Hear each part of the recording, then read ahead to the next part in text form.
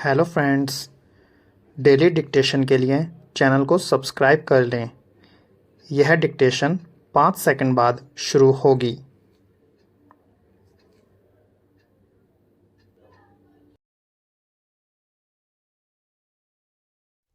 Start. राष्ट्रीय सांख्यिकी कार्यालय यानी एनएसओ के ताज़ा सर्वेक्षण के मुताबिक पिछले 10 वर्षों में हमारे देश की खेतीबाड़ी से देश की सकल घरेलू आय को मिलने वाला हिस्सा 48% से घटकर 37% रह गया है।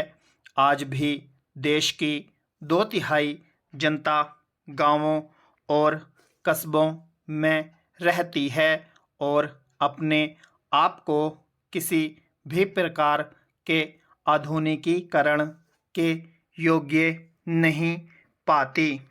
देश की आर्थिक प्रगति का प्रशस्ति गायन केवल स्वदेशी मंचों से नहीं, अंतर्राष्ट्रीय मंचों से भी हो रहा है।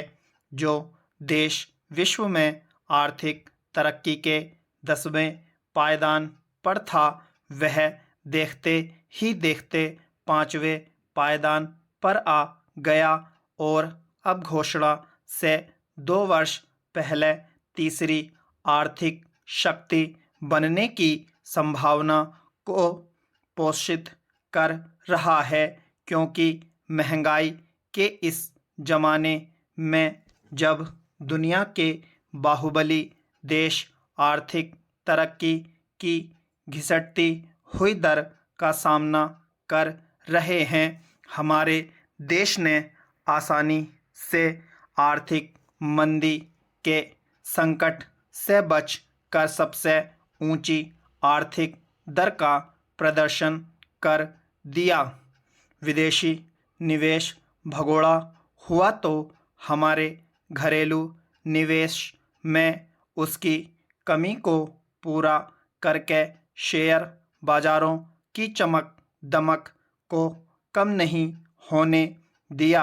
अब तो चीन प्लस निवेश के वातावरण का जमाना है, जिसमें दुनिया के निवेशकों के लिए एकमात्र निवेश स्थल चीन नहीं रह गया, बल्कि भारत भी अपने स्थायी नेतृत्व, अपनी सशक्त श्रमशीलता और विस्तृत मांग के साथ उसका स्थान लेने के लिए अग्रसर हो रहा है।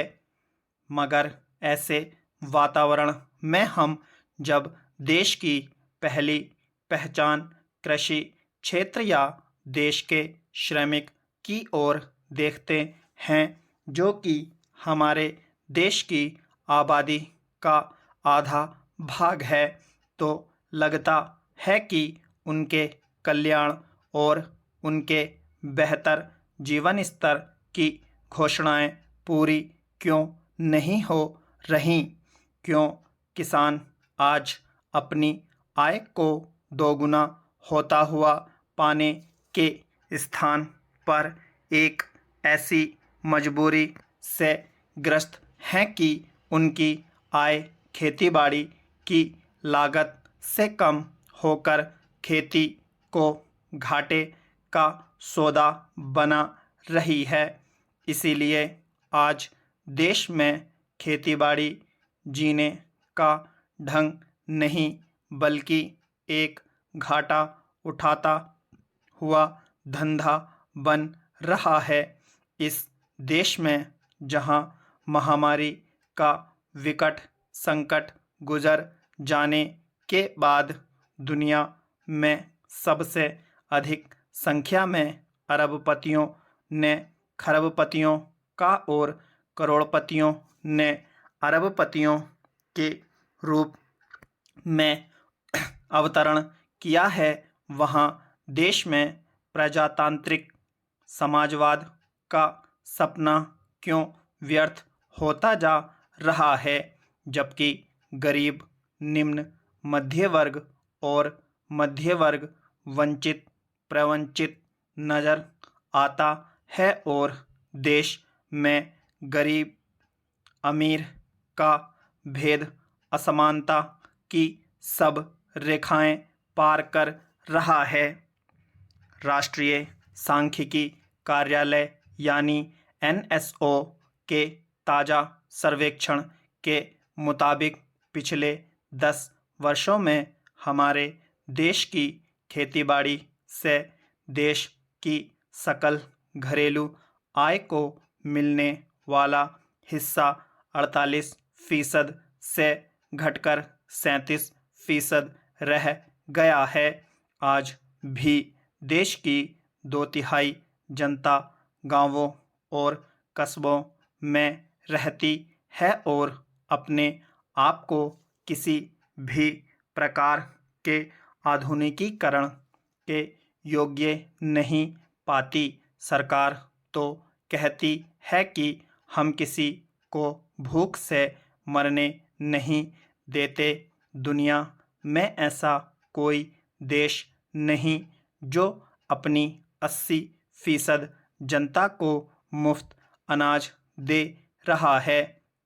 लेकिन यह दावा क्यों सामने नहीं आता कि युवा पीढ़ी जैसे ही किसी भी तरह की योग्यता हासिल करके जीवन समर में आती है तो उसे समुचित काम देने की गारंटी नहीं मिलती, अनुदान की राहत का भरोसा मिलता है और उससे परेशान होकर किसी बेहतर जीवन को गले लगाने के लिए इस पीढ़ी के अधिकांश लोग विदेश पलायन को प्राथमिकता दे रहे हैं।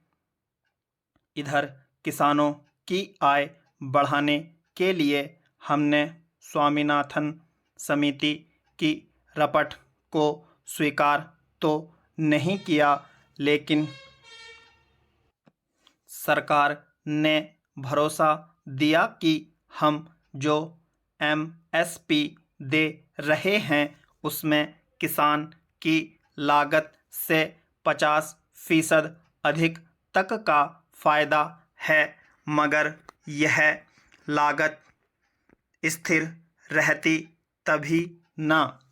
लागत तो स्थिर नहीं रही, महंगाई ने इसके अंजर पंजर ढीले कर दिए। आयात आधारित अर्थव्यवस्था में डॉलर के मुकाबले हमारी मुद्रा के अवमूल्यन के आयातित कच्चे माल की कीमतें बहुत ऊंची कर दी।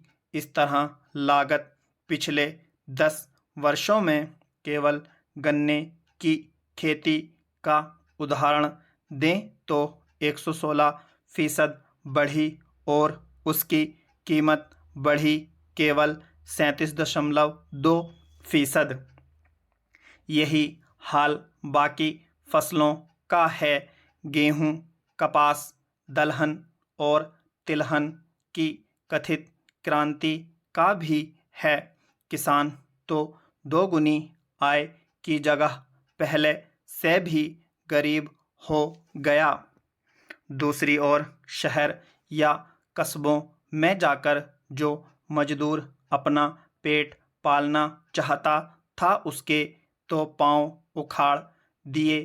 कोविड महामारी ने भारत विभाजन के पलायन जैसी त्रासदी एक बार फिर कोविड महामारी में घटती नजर आई।